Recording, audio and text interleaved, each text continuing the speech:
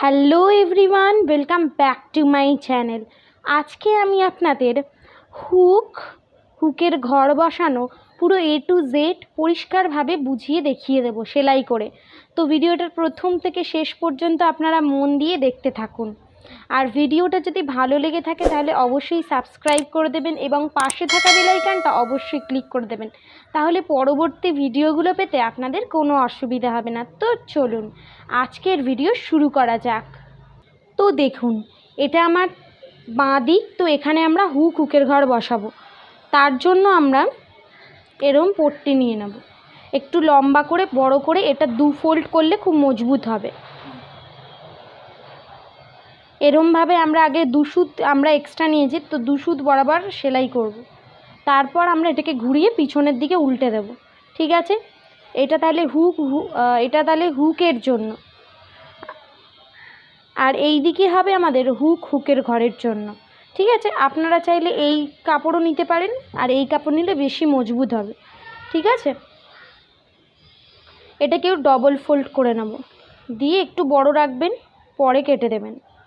তো দেখুন, এখান থেকে 2 সুত গ্যাপ বরাবর আমরা কিন্তু সেলাই করে নেব, দিয়ে এটাকে উল্টে নেব। এটা হচ্ছে হুকের ঘর। ঠিক আছে, হুকের ঘর না, মানে হুক, যেদিকে হুক হবে।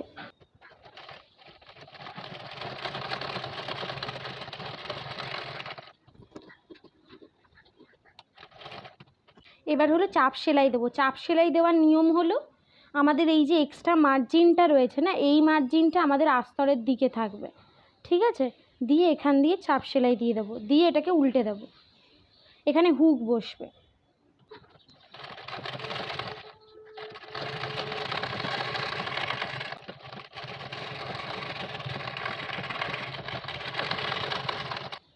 এবার এখানে 1 ইঞ্চি গ্যাপে গ্যাপে কিন্তু আপনাদের হুক দিতে হবে। তা এখানে একটা, এখানে, এখানে, এখানে অনেকগুলো হুক বসালে আর কি টাইট থাকে আর খুলবে না কিন্তু।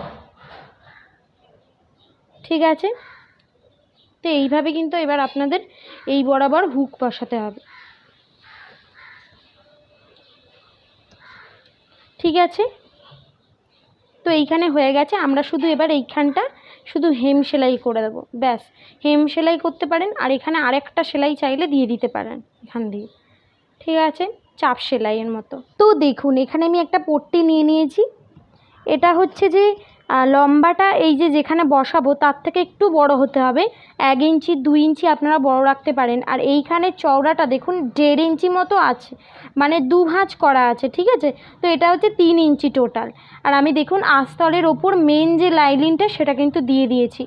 ঠিক আছে, কারণ এটা তো উল্টে সামনের দিকে চলে যাবে, তো যদি শুধু আস্তর দিই দেখতে একটুখানি ফিনিশিংটা একটু বাজে লাগবে। বাট আপনারা কোনো অসুবিধা নেই, করতে পারেন। আর 2টো কাপড় দিয়েছি, তাহলে অনেকটা মজবুত হবে। এবার আমি 2 সুত গ্যাপ বরাবর সেলাইটা করে নিচ্ছি। যেহেতু 2 সুতই এক্সট্রা নিয়েছিলাম, তাই 2 সুত গ্যাপ বরাবর সেলাইটা করে নিচ্ছি। আর অবশ্যই 2বার সেলাই করে নেবেন। তো দেখুন, এখানে আমি কয়েকটা কাঠ লাগিয়ে নিচ্ছি, যাতে যখন আমি উল্টাবো খুব সহজেই উল্টে যায়।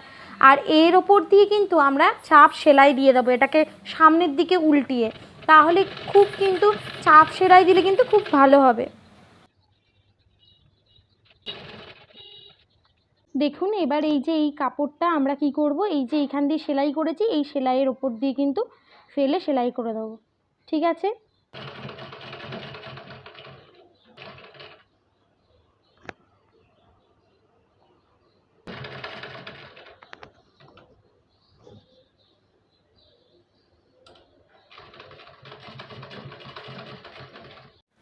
তো দেখুন, এখানে আমার যেদিকে আমি হুকের ঘর করব সেদিকটা রেডি হয়ে গেছে। এর ওপর দিয়ে সেলাইটাও করে দিয়েছি। এবার এখান থেকে আপনারা চাইলে আরও একটা সেলাই কিন্তু দিয়ে দিতে পারেন। আর যে ছোট বড় হয়ে থাকবে না, ওটা কেটে দেবেন, দিয়ে সমান করে নেবেন, তাহলে ফিনিশিংটা ভালো আসবে।